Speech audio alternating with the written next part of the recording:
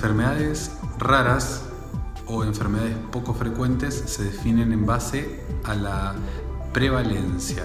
O sea, es una cuestión estadística donde internacionalmente se está de acuerdo en que entraría en la definición de enfermedad rara a aquellas enfermedades que tienen una prevalencia de un caso cada 2.000 habitantes, cada 2.000 individuos, o menor, o sea, uno cada 3.000, uno cada 4.000, uno cada 5.000. Hay algunas diferentes prevalencias en diferentes partes del mundo debido a cuestiones que fundamentalmente tienen que ver con la genética, también con el ambiente, donde la prevalencia, además de estar metida en la estadística, cambia según la región geográfica. Así que sería una combinación de la definición estadística más una lista que existe en cada país, que debería existir en cada país. En Argentina hay personas invisibles. No las vemos aunque compartamos el asiento del colectivo, la cola del supermercado, el aula de la escuela. Las invisibiliza nuestro desconocimiento y la omisión del Estado. Son las que se someten durante años a estudios médicos, las que recorren hospitales sabiendo que algo pasa en su cuerpo, aunque el dolor no tenga un nombre. También son las que consiguen el diagnóstico, pero no tienen acceso a un tratamiento efectivo, porque en muchos casos ni siquiera existe.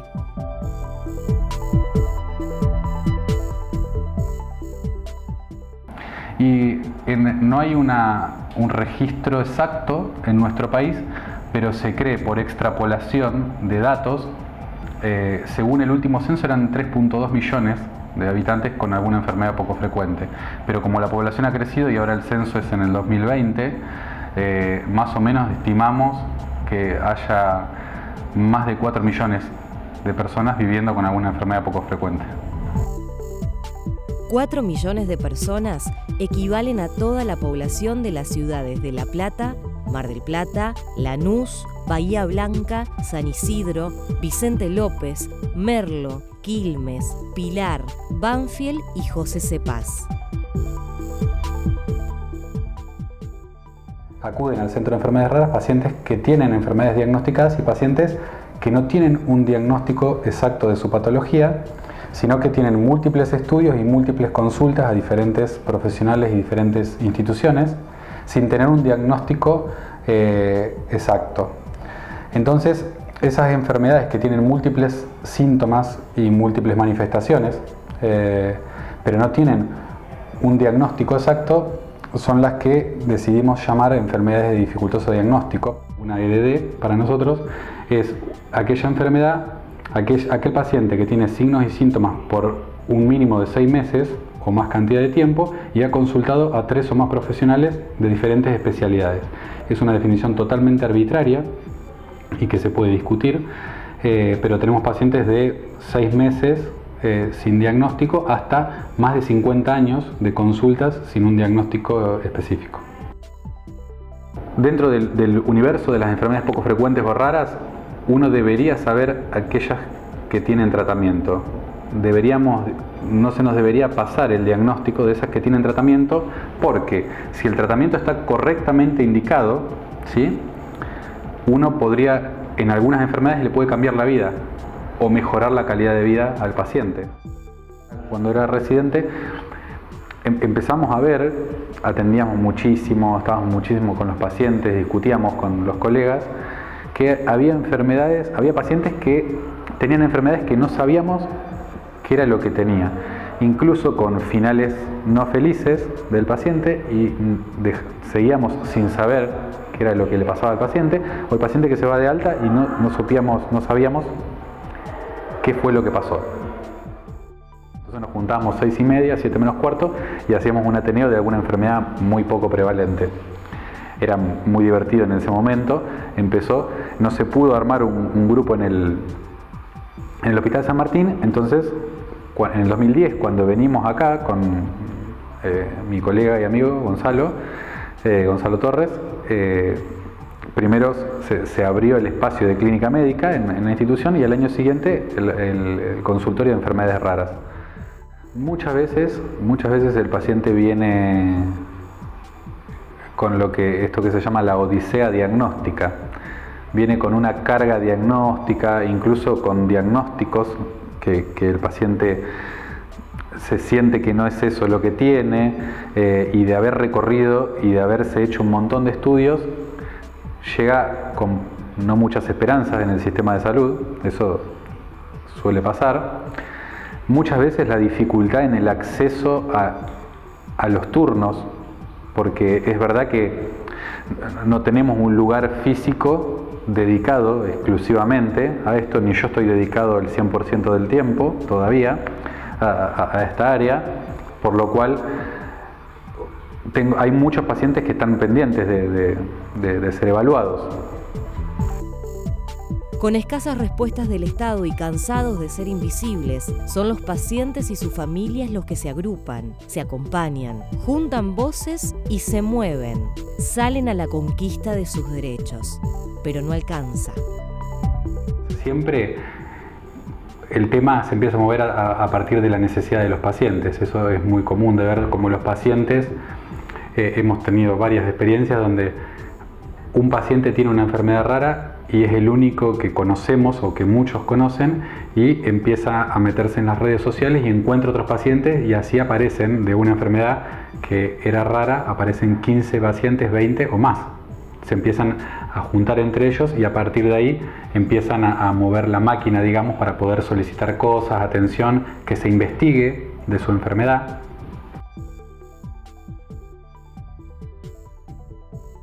Hola, soy Teo Ferstinsky y hace unos días con mi familia y amigos decidimos crear la página FHL1 Internacional. Muchas gracias a todos por haber seguido la página y espero que sigan compartiéndola. Así vamos a poder llegar a que los laboratorios empiecen a buscar la cura. Muchas gracias a todos por compartirlo. Ya encontramos a 3 personas con el mismo gen. Así que bueno, espero que lo sigan compartiendo. Les quiero agradecer de corazón y bueno, somos pocos, pero valemos mucho. La existencia de una ley garantiza un derecho. Las personas con enfermedades poco frecuentes están amparadas en la Ley Nacional número 26.689, sancionada en 2011 y con pocos artículos reglamentados en 2015. En la práctica, poco se ha avanzado, porque los centros de referencia no cuentan con los recursos necesarios. Falta capacitación para la detección temprana y no hay un correcto seguimiento de los pacientes. La ley dice un montón de cosas, sobre todo la ley nacional, que es muy completa, respecto al cuidado de los pacientes con enfermedades poco frecuentes. En la práctica eso es difícil de resolver, sobre todo cuando hablamos de tratamientos que algunas enfermedades tienen, que tienen un costo altísimo. Entonces, a nivel país es muy difícil organizar eso. Un tema también bastante complejo. La idea más importante es poder dejar en el ámbito de la salud pública un lugar para que se asistan este tipo de pacientes, para que se investigue este tipo de enfermedades y que quede, y para eso necesitamos que los lugares sean reconocidos, que cada vez más profesionales quieran formarse y quieran investigar en esta área, y que de esa manera el proyecto pueda prosperar. La idea es poder ir a diferentes localidades de la provincia para difundir la temática de las enfermedades poco frecuentes, hablar de alguna en particular, discutir de algún caso si es que lo hay, y tratar de generar el interés en algunos profesionales para que se puedan formar rarólogos o diferentes médicos que puedan abordar las patologías poco frecuentes en diferentes localidades, y después de poder trabajar en red, que puedan tener acceso a los estudios que nosotros tenemos acá, que también puedan tener acceso desde esa localidad.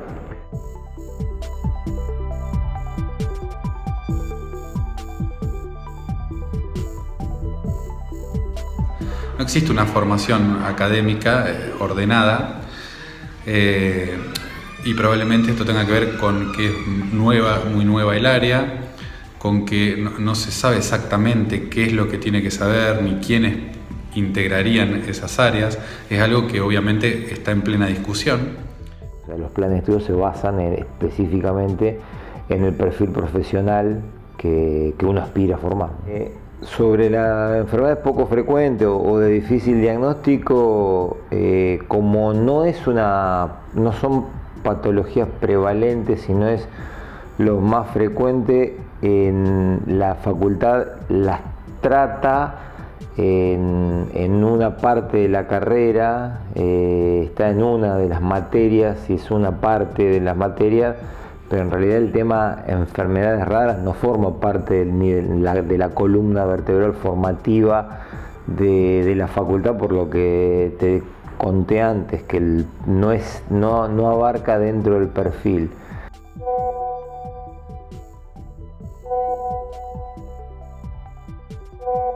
Para desarrollar un área que pueda enseñar las generalidades y algunas cositas sobre las enfermedades poco frecuentes o raras, como para que los alumnos puedan tener por lo menos una idea de que existe y de qué se puede hacer. La facultad ofrece, por supuesto, la institución para canalizar esas inquietudes y para desarrollar esas temáticas. Iniciamos un proyecto dependiente de una cátedra para crear una materia optativa y que esté dentro de la currícula formativa de pregrado del médico, la materia de enfermedades poco frecuentes, que se llamaría, si se toma el nombre que pusimos, enfermedades poco frecuentes en medicina, donde se discutiría de toda esta problemática de la salud pública, los medicamentos, la investigación y algunas enfermedades en particular, y las enfermedades de dificultoso diagnóstico, como una novedad también dentro de esta materia.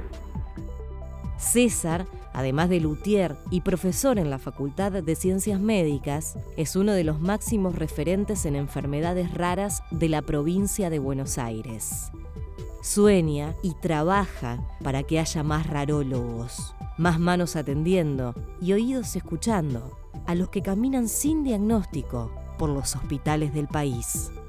Y el sueño podría ser que tener un lugar donde uno pueda dedicarse un 100% de la actividad a investigar y a atender y gestionar esta área, y que cada vez podamos ser más y podamos trabajar en red, de lo que se llama interdisciplina, poder dialogar de los pacientes, investigar sobre los pacientes y en vivo con diferentes colegas, y que cada vez seamos más y que los futuros médicos puedan empezar a escuchar esta temática y quizás puedan interesarse en la temática ya desde la facultad de Ciencias Médicas, porque si nunca lo escucharon antes, probablemente nunca se interesen en el tema.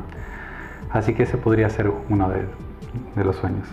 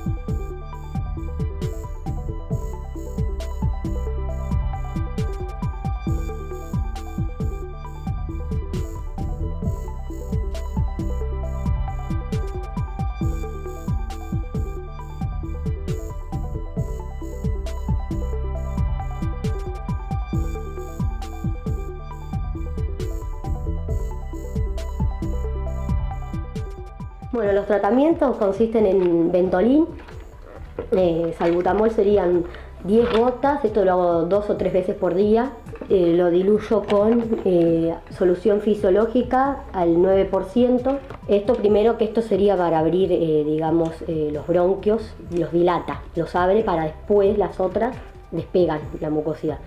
Bueno, yo no puedo hablar por el resto de las familias porque no conozco mucha gente con Ehlers-Danlos. pero tuve suerte de nacer en un hogar en el que no solamente ya estaban al tanto de cómo era la cosa, sino que siempre estuvieron dispuestos a proteger al pequeño bollito enfermo. Así que sí, en mi caso la familia me cubrió de todo y así estoy vivo y bien gracias a ellos. Bueno, eso es cierto. Digamos sí. que en nuestro caso los chicos son sobrevivientes. Yo, en mi suponer, si no le dieran los 850 pesos y le cubrirían el tratamiento, estoy a favor también. Pero yo creo que pagarle 850 pesos y que no puedan conseguir trabajo porque ella figura como pensionada en el carnet, es decir, que ya está totalmente pensionada y no podría ingresar a trabajar en ningún lado. Lo veo mal.